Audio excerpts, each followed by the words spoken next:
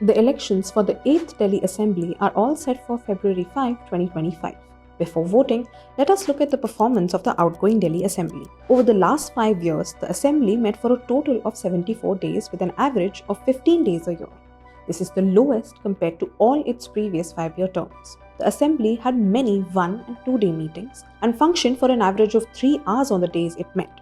The Assembly passed a total of 14 bills in the last 5 years. Of these, 5 were related to the salaries of MLAs, ministers, leader of opposition, and speaker. 5 bills were related to GST amendments, and others were for education, electricity reforms, and tourism. Most bills were passed on the day of introduction or the next day, and none of the bills were referred to committees. The last instance of a bill sent to a committee was in 2012. Over the past 5 years, question hour was held on only 9 out of 74 days. During this period, MLAs asked a total of 219 questions annually. In contrast, MPs in Lok Sabha asked an average of 8,200 questions a year between 2019 and 2024.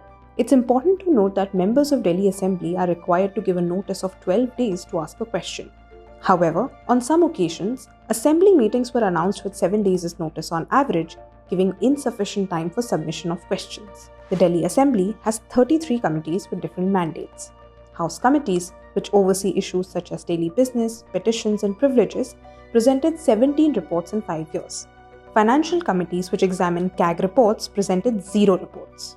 And standing committees, which examine working of ministries, presented only 3 reports. The Assembly had 62 male and 8 female members. MLAs had an average attendance rate of 79%. 31% of MLAs had 90% or more attendance, and on average, MLAs took part in 20 debates and asked 15 questions between 2020 and 2025. For more details, click the link in the description box and follow us on X for daily updates. Visit prsindia.org for more legislative insights.